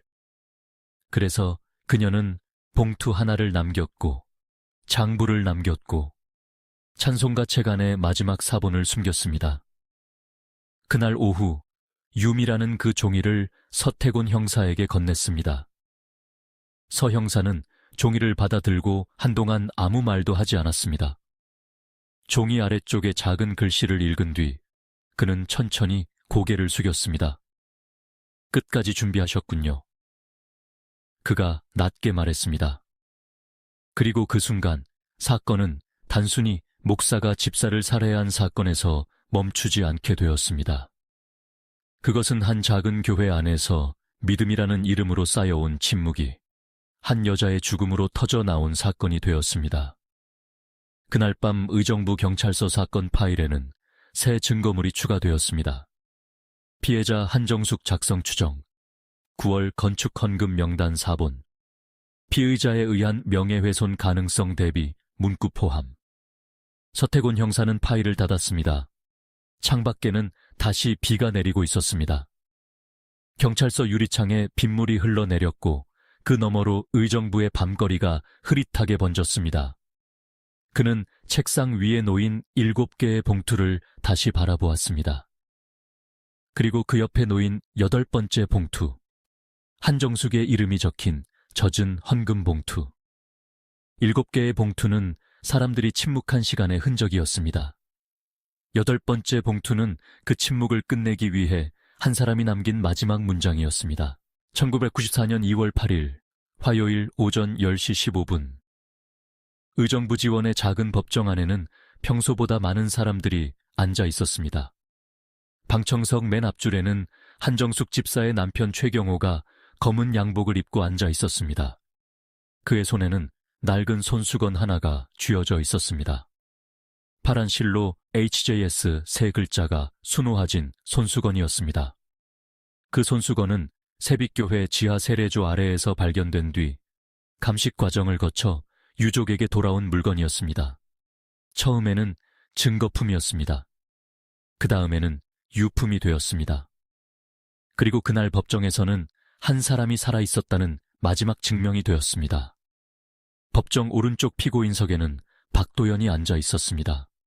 그는 더 이상 목사복을 입고 있지 않았습니다. 짙은 회색 양복에 흰 셔츠를 입고 있었고 손목에는 수갑이 채워져 있었습니다. 하지만 그는 여전히 성경책 한 권을 들고 있었습니다. 검은 표지의 작은 성경책. 강대상 위에서 사용하던 두꺼운 성경책은 이미 증거품으로 제출되어 있었기 때문에 그것은 구치소에서 새로 받은 책이었습니다. 그는 방청석을 돌아보지 않았습니다. 재판장이 입장하자 모두가 자리에서 일어났습니다. 나무 의자가 바닥을 스치는 소리가 좁은 법정 안에 짧게 퍼졌습니다. 최경호는 천천히 일어났고 손수건을 쥔 손을 주머니 안으로 넣었습니다. 유미라는 방청석 두 번째 줄에 앉아 있었습니다.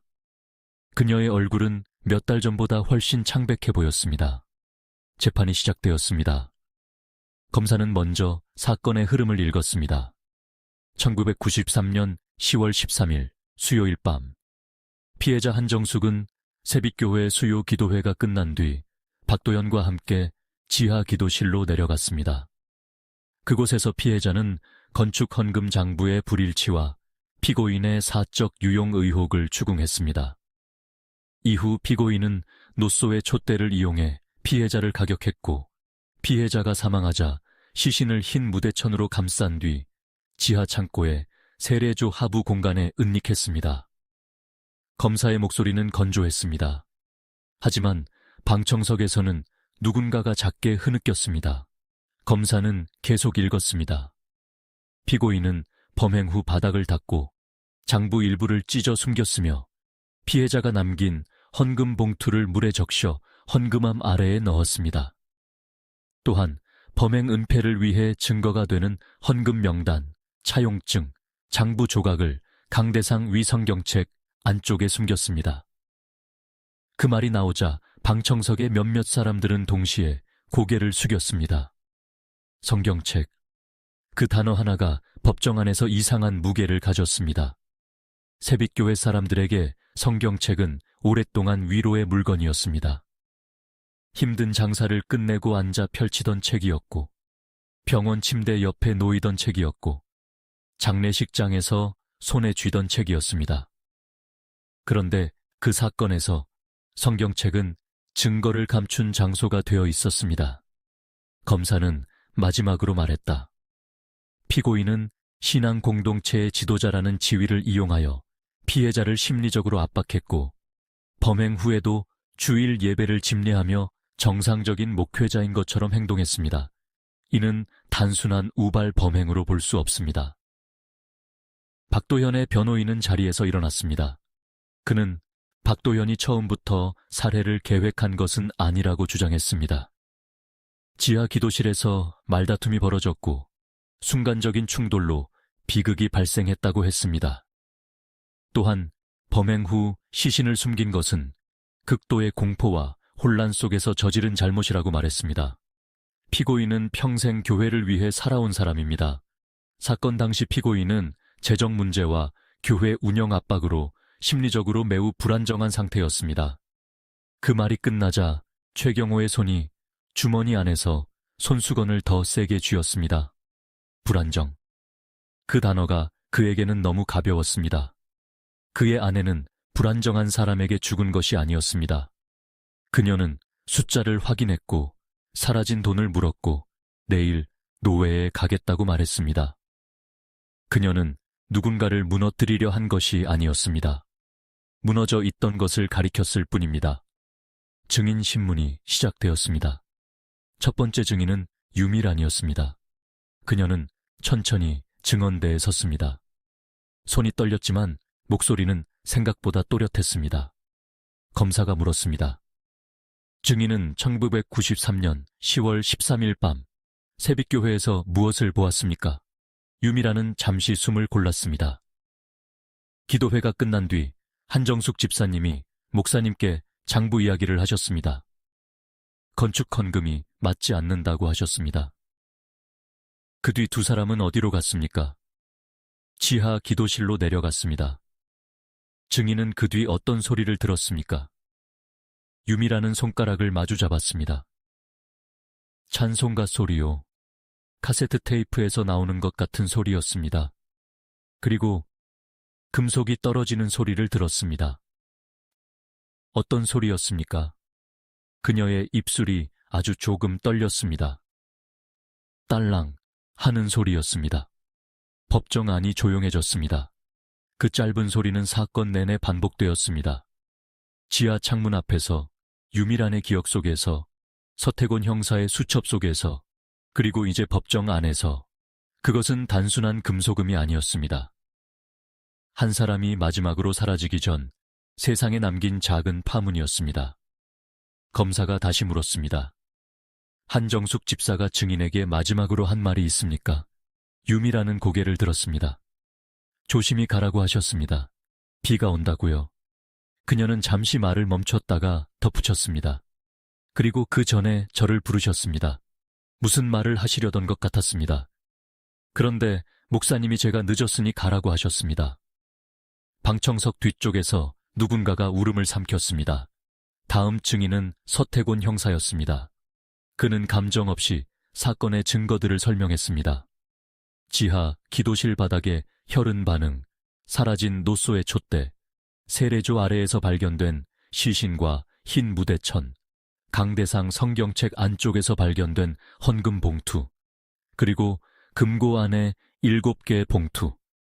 그는 마지막에 한정숙이 찬송가 책 안에 숨겨둔 9월 건축헌금 명단 4본을 제시했습니다. 종이는 투명 비닐 안에 보관되어 있었습니다. 맨 아래 작은 글씨가 법정 스크린에 확대되었습니다. 목사님이 제가 돈을 탐냈다고 말하면 이 종이를 경찰에 주세요. 재판장은 그 문장을 한동안 바라보았습니다. 박도현은 고개를 숙였습니다. 그가 그 문장을 보았는지 보지 않았는지는 알 수 없었습니다. 그러나 그날 법정 안에 있던 사람들 대부분은 그 문장을 보았습니다. 그리고 그 순간 한정숙이 죽기 전 무엇을 두려워했는지 알게 되었습니다. 그녀는 죽음만을 두려워한 것이 아니었습니다. 죽은 뒤 거짓말로 더럽혀지는 것을 두려워했습니다. 검사가 피고인을 향해 물었습니다. 피고인은 피해자가 돈을 탐냈다고 말한 적이 있습니까? 박도현은 한동안 대답하지 않았습니다. 있습니까? 재판장이 다시 물었습니다. 박도현은 낮게 대답했습니다. 사람들이 오해하지 않게 하려고 질문에만 답하십시오. 있습니다. 최경호가 눈을 감았습니다. 그 한마디는 또 다른 폭력이었습니다. 한정숙이 죽은 뒤에도 박도현은 그녀를 다시 한번 죽이려 했습니다. 사람들 기억 속에서, 교회 안의 소문 속에서 그녀를 돈에 집착한 여자로 만들려 했습니다. 그러나 한정숙은 그것까지 예상하고 있었습니다. 그래서 사본을 남겼습니다. 그래서 봉투를 남겼습니다. 재판은 몇 차례 더 이어졌습니다. 헌금 유용 피해를 입은 교인들도 증언했습니다. 떡집을 하던 김술래는 작은 손수건으로 눈을 닦으며 말했다. 목사님이 믿음으로 드리라고 했습니다. 제가 돈이 없다고 하니까 하나님 일에 계산하지 말라고 했습니다. 저는 그 말이 무서웠습니다. 구두 수선공 오만식은 고개를 숙인 채 말했다. 저는 돈보다도 제가 의심 많은 사람처럼 보이는 게 싫었습니다. 그래서 그냥 넘어갔습니다. 그들의 말은 모두 비슷했습니다. 돈을 빼앗긴 사람들은 처음에는 돈 때문에 침묵하지 않았습니다. 믿음 없는 사람으로 보일까봐 침묵했습니다. 공동체를 무너뜨리는 사람으로 몰릴까봐 침묵했습니다. 작은 교회 안에서 목사의 말은 때때로 법보다 강했습니다. 1994년 3월 22일 선고 공판. 법정안은 다시 사람들로 가득 찼습니다. 재판장은 판결문을 읽었습니다. 피고인은 종교 지도자로서 피해자와 신도들의 신뢰를 보호해야 할 위치에 있었음에도 오히려 그 신뢰를 이용하여 교회 재정을 사적으로 유용하고 이를 밝히려는 피해자를 살해한 뒤 시신을 은닉하였다. 박도현은 고개를 숙이고 있었습니다. 재판장은 계속 읽었습니다. 특히 피고인은 범행 장소인 교회 지하 기도실과 세례조라는 종교적 공간을 범행 및 은폐에 이용하였고 증거를 성경책 안에 숨기는 등 범행 후의 정황 역시 매우 불량하다. 법정안은 숨소리조차 작아졌습니다. 이에 피고인 박도현에게 무기징역을 선고한다. 의사봉 소리가 한 번 떨어졌습니다. 그 소리는 크지 않았습니다. 그러나 최경회계는 세빛교회 지하에서 들렸다는 그 금속음보다 더 무겁게 들렸습니다. 딸랑, 쾅. 두 소리 사이에 한 사람의 생과 한 사람의 거짓말이 모두 들어있었습니다. 판결이 끝난 뒤 박도현은 교도관들에게 이끌려 법정을 빠져나갔습니다. 그는 끝내 방청석을 돌아보지 않았습니다. 최경호도 그를 부르지 않았습니다. 유미라는 자리에서 일어나지 못한 채 한참 동안 앉아 있었습니다. 그녀의 무릎 위에는 그날 법정에 제출된 증인 진술서 사본이 놓여 있었습니다. 며칠 뒤 세빛교회 간판이 내려졌습니다. 가능동 골목 끝에 걸려있던 파란 글씨에 세빛교회는 인부 2명의 손에 의해 천천히 벽에서 분리되었습니다. 나사가 빠질 때마다 간판이 조금씩 흔들렸습니다. 오랫동안 비를 맞은 간판 뒤쪽에는 네모난 자국이 남아 있었습니다. 흰 벽이 그 부분만 덜 낡아 있었습니다. 마치 그 자리에 무언가가 오래 붙어 있었다는 사실만이 남은 것처럼. 교회 안의 장의자들은 중고 가구상에게 팔렸습니다. 주방의 냄비와 컵은 몇몇 신도가 나눠 가져갔습니다. 피아노는 조율이 맞지 않아 폐기되었습니다. 지하 세례조는 완전히 철거되었습니다. 타일이 깨져나가고 배수관이 드러나고 그 아래 빈 공간이 햇빛을 받았을 때 작업자 한 명이 잠시 손을 멈췄다고 했습니다. 그 공간은 생각보다 작았습니다. 한 사람이 숨겨지기에는 너무 작고 한 교회의 거짓말이 묻히기에는 너무 깊었습니다. 몇 년이 지나 그 건물은 작은 철물점으로 바뀌었습니다. 입구에는 못, 페인트, 수도꼭지, 전선 같은 것들이 놓였습니다. 새 주인은 그곳이 예전의 교회였다는 말만 들었을 뿐 자세한 이야기는 알지 못했습니다. 지하는 창고로 쓰였고 세례조가 있던 자리는 시멘트로 평평하게 메워졌습니다. 그러나 오래 산 사람들은 기억했습니다. 비 오던 일요일 아침, 헌금함 아래에서 나온 젖은 봉투, 지하에서 들렸다는 금속음, 성경책 안에서 나온 건축 헌금 봉투, 그리고 한 여자가 남긴 작은 문장. 사건 이후 최경호는 한동안 의정부를 떠나지 않았습니다. 그는 여전히 화물차를 몰았습니다. 새벽에 시장으로 물건을 옮기고 낮에는 공장 앞에서 짐을 싣고 저녁이 되면 작은 집으로 돌아왔습니다. 집 안에는 한정숙의 갈색 장부가 보관되어 있었습니다. 찢어진 세 장은 경찰이 돌려준 뒤 투명 테이프로 붙여졌습니다. 장부 마지막 빈 페이지에는 한정숙의 글씨가 하나 남아 있었습니다. 작은 돈도 누군가에게는 큰 기도다. 최경호는 그 문장을 자주 읽었습니다. 처음에는 울었습니다. 그 다음에는 화가 났습니다. 오래 지나서는 조용히 손으로 그 문장을 쓰다듬었습니다. 유미라는 대학을 졸업한 뒤 사회복지사가 되었다고 알려졌습니다. 그녀는 훗날 한 인터뷰에서 그날 밤을 떠올리며 짧게 말했습니다. 저는 그때 너무 어렸고 너무 무서웠습니다. 하지만 지금도 가끔 생각합니다. 누군가 이상하다고 느낀 순간 그냥 지나치지 않는 법을 그 사건이 가르쳐 주었습니다.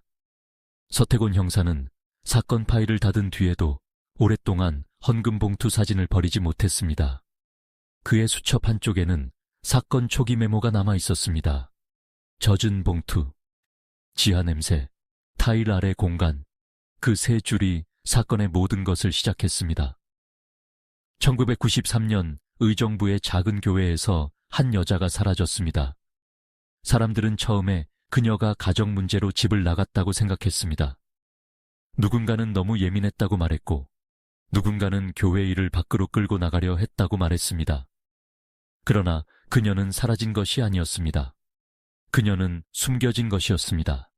기도실 아래, 세례조 및 믿음이라는 말로 덮인 차가운 공간 속에 그녀가 남긴 헌금 봉투는 돈이 들어있지 않았습니다. 그러나 그 안에는 한 사람의 마지막 용기와 한 교회가 숨기려 했던 모든 진실이 들어있었습니다.